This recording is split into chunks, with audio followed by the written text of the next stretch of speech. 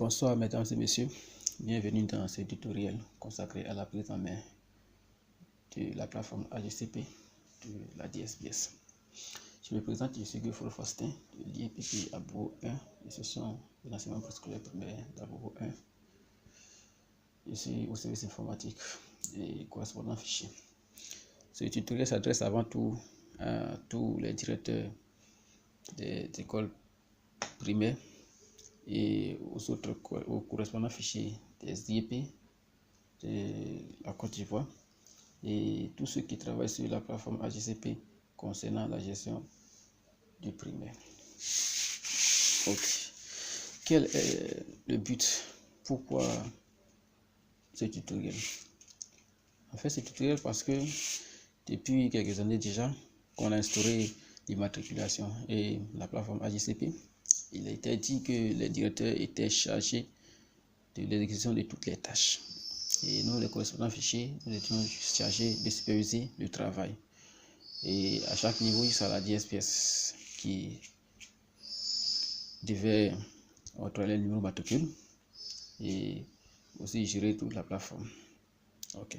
Mais il savait que la plupart des directeurs ne maîtrisent pas l'outil informatique, ou même s'ils le maîtrisent, ne maîtrisent pas un peu la plateforme AGCP, ou ont du mal à travailler sur cette plateforme. D'où l'intérêt de cette vidéo, de ce tutoriel. Et donc, ça pourrait leur permettre de pouvoir prendre en main aisément leur profil AGCP et pouvoir faire toutes les tâches qui leur sont demandées. Et nous allons commencer. D'abord, ce tutoriel sera en plusieurs étapes. Premièrement, nous allons voir comment se connecter à son profil. Et après, nous verrons comment saisir un nouvel élève, c'est-à-dire faire une nouvelle demande d'immatriculation en ligne. Aussi, comment porter des corrections sur un élève ou des élèves qui portent des erreurs dans les différentes données, c'est-à-dire les noms, prénoms, lieu de naissance, date de naissance, etc. Aussi, nous verrons comment faire des sauts de classe, peut-être. Et nous verrons aussi comment faire des changements d'établissement et comment faire aussi les DFA. Mais la première partie de cette suite de tutoriels concernera tout d'abord comment se connecter. Alors, pour pouvoir gérer la plateforme AGCP, c'est très simple. Il faut d'abord avoir une connexion Internet et peut-être du 3G+, ou 4G. Bon, nous savons tous en Côte d'Ivoire qu'actuellement la 2G ne passe pas. Donc il faut soit la 3G ou la 4G. Pour se connecter, on ouvre un navigateur, que ce soit Mozilla, Chrome, Torch, Opera Mini. On ouvre un navigateur et on écrit www.men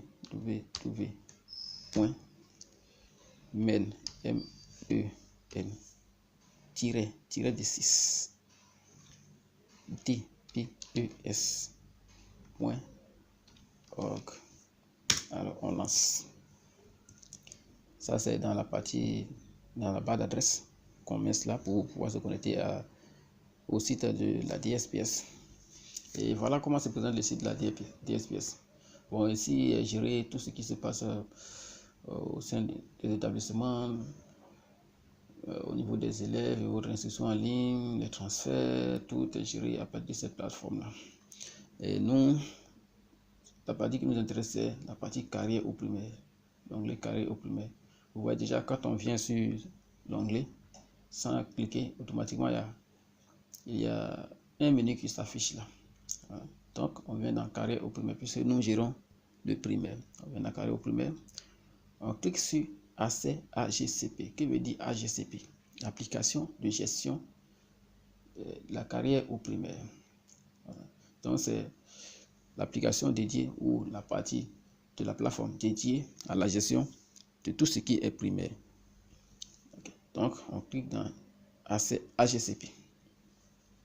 On attend que ça nous charge. Ok, quand on clique accès AGCP, ouais, automatiquement ça nous charge cette page de connexion. Et comment se connecter? Bon, ici, je ne vais pas donner les codes, mais il y a, en plus des codes que les écoles avaient, qui étaient de 6 chiffres, à partir quand la DSPS a créé la plateforme, ils ont attribué à chaque école, que l'école soit reconnue ou pas reconnue, ainsi de suite. Toutes les écoles ont reçu un code qu'on appelle le code DSPS. Donc, c'est le code DSPS qu'on met ici dans nom utilisateur. Pour les IEP, on a conservé les codes originels. Donc, moi, je suis à Bourg 1. Donc, mon code, c'est 0, 0, 0, 0, 34. 0, 0, 0, 34. Ouais, ça, c'est mon code. OK. Donc, je mets ce code. Et le mot de passe, je ne vous dirai pas. Chaque directeur sait comment faire les mots de passe. Ou au cas où vous ne savez pas comment faire les mots de passe, ou comment trouver votre mot de passe, vous pouvez contacter vos correspondants fichiers. Vous pouvez contacter vos différents correspondants fichiers en IEP, ou peut-être me faire signe. Je vous dirai comment avoir votre mot de passe. Parce que vous savez, cette vidéo sera en ligne, donc tout le monde aura accès à ça. Et je ne voudrais pas que toute la Côte d'Ivoire sache comment nous procédons pour nous connecter sur la plateforme AGCP. Ok, donc ici, j'ai pris ici connexion. Et j'attends que la plateforme se charge. Ouais, j'attends.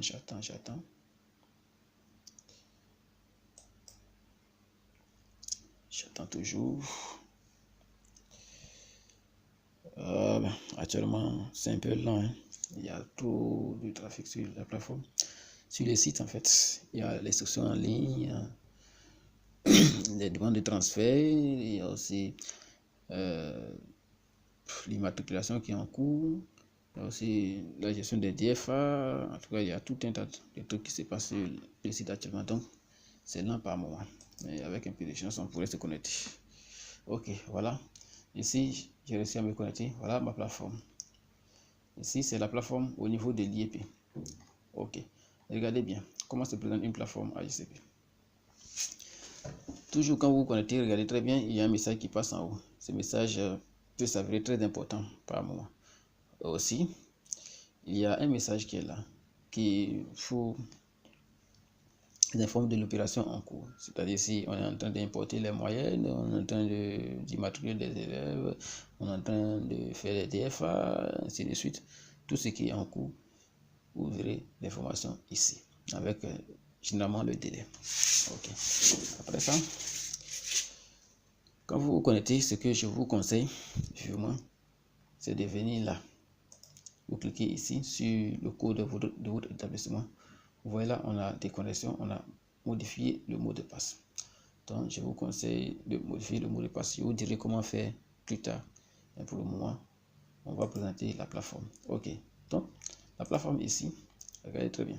Quand vous prenez, je dois déjà rappeler que l'interface de l'IEP n'est pas forcément équivalent ou pareil, ou ne ressemble pas à celui des écoles.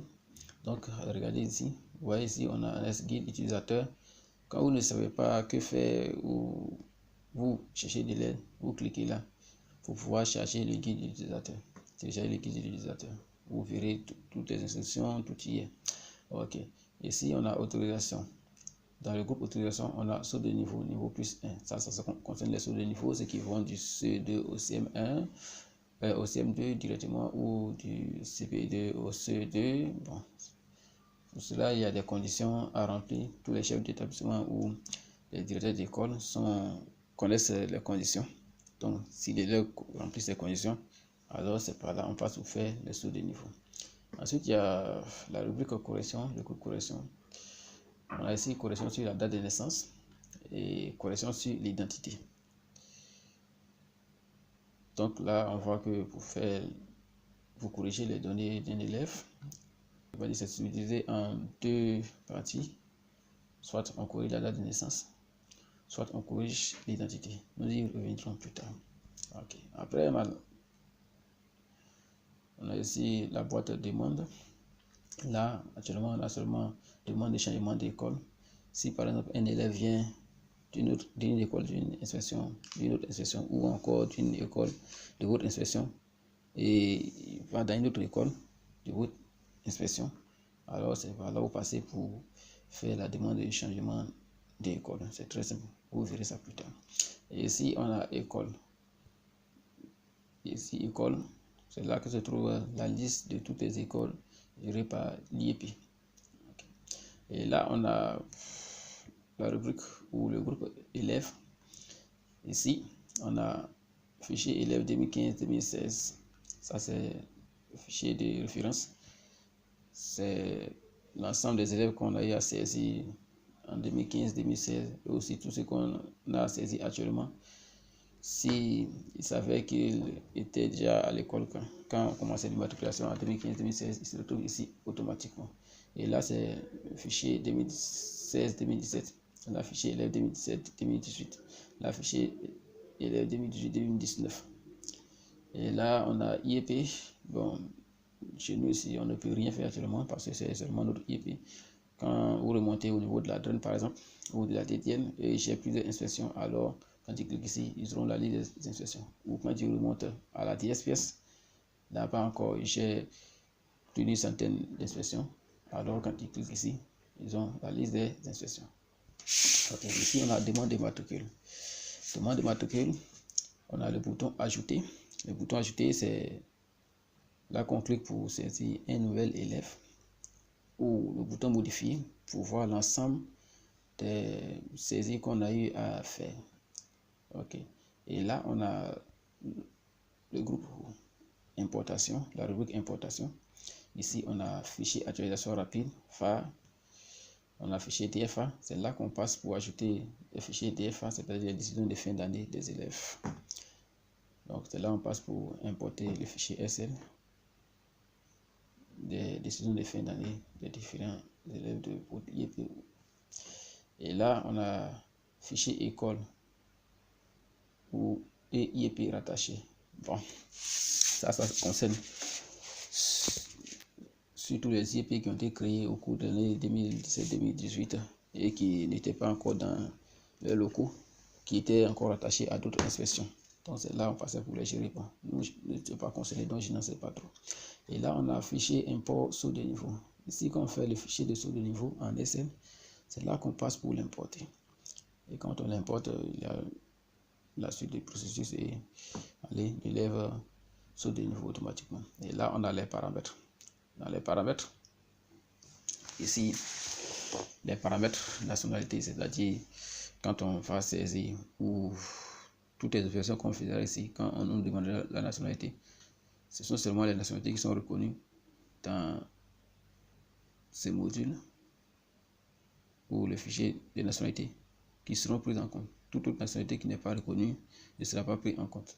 Et là, fichier pays aussi, ce sont les pays qui sont reconnus qui seront pris en compte et les autres ne seront pas pris en compte ou encore ont un code officiel pour signifier qu'ils ne sont pas dans cette base-là qui forme l'ensemble des pays inconnus ou encore d'un certain groupe de pays. Et là, on a l'onglet sous-préfecture. On a, oui, l'onglet sous-préfecture. Et là, c'est l'ensemble des sous-préfectures de la Côte d'Ivoire. Ici. OK. Et là, vous verrez ici, action récente. Ça regroupe tout ce que vous avez fait, vous avez eu à faire au cours des, je sais pas, en tout cas, c'est l'ensemble des dernières opérations que vous avez eu à faire.